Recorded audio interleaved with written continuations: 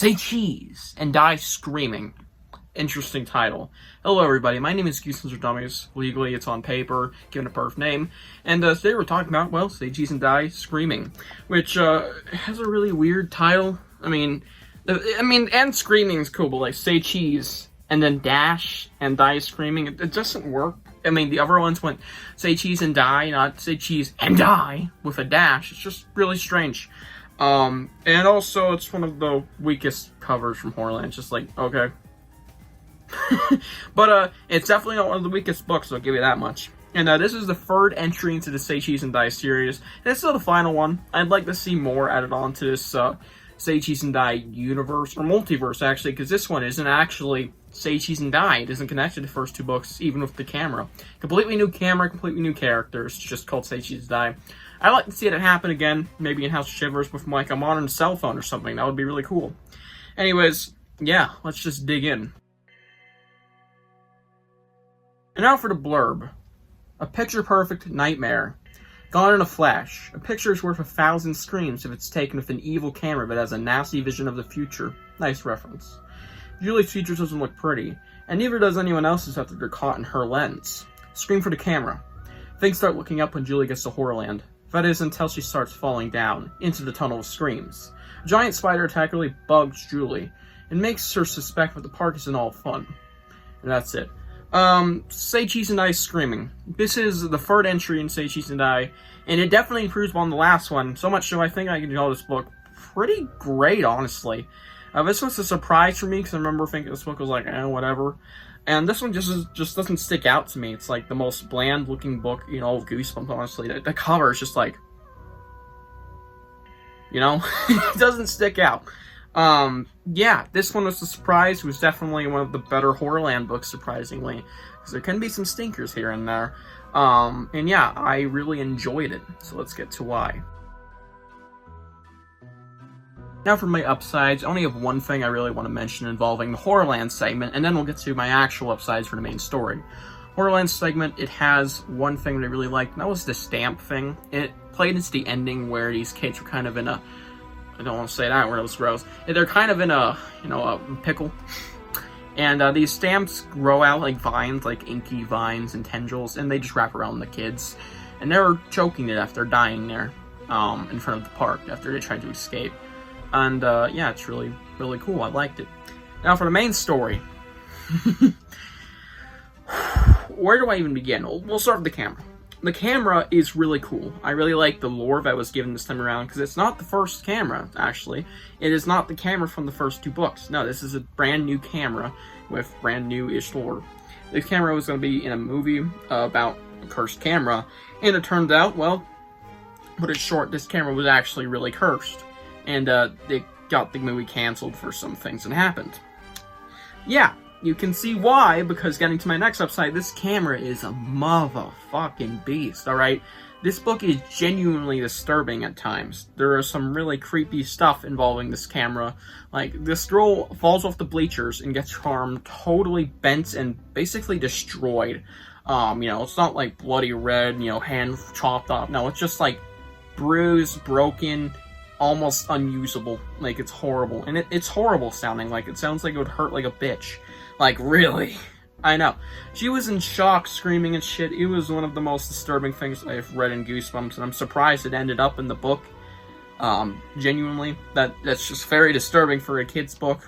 Let alone even Goosebumps, man. So, yeah.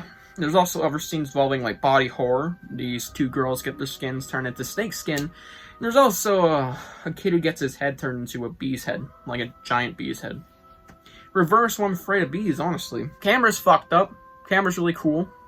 Besides that, I think the characters are fine. There's this side character who's an asshole to the main character, and he has one downside involving him. That's the only downside for the main story, but we'll get to it later.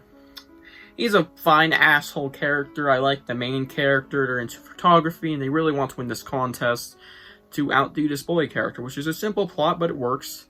And, there's just okay characters all throughout. I think that the plot is really interesting with this cursed camera, obviously just doing very similar things to the first book, only a lot more, violent than the first book. There are some really violent depictions in here compared to the first book. And yeah, I just generally really like this camera and how it plays in the story, and just the story in general. It's just a generally solid book, I feel. Not a lot else to be said. I think it is really good, and I highly recommend it at the end of the day, but there are some issues. Issues being... Alright, there's a couple. Alright, I'll be honest, this scoring can be deducted a lot, but there's, like, enough. Starting off the Horrorland segment again, I guess. What a mess segment, alright? The segment gets off way too fast, and it just feels rough the way it does. And it just doesn't feel right. The tunnel of whatever the hell it was, the tunnel that they go through was just not really cool. And it's really lame. There's an interaction with Byron, which is okay, but that's about it for that. And yeah, the whole segment is just boring. Very uninteresting until the ending, which is like, okay, cool, pretty cool. Yeah, weakest Horrorland segment. I'll give it that. Like, that's just super weak. I'm deducting a fucking point for that. Yeah, I said it. And for main story, there's one issue that does rub me the wrong way, and there is some, like, false setup involved with it, and just a really dumb twist. And it involves the bully character. The bully character is trying to compete with this main character, and they pull a Night of the Living Dummy. Alright? It's like a stalker plot line, and, well, it's not really a Night of the Living Dummy like, ugh, you know, I've been playing the tricks all along, it wasn't who you thought it was. No, it just does some similar things. And yeah, this kid is revealed to be behind the stalking aspect of the story. There's a bit of stalking in this book. Really lame twist. It adds nothing, and I don't like it.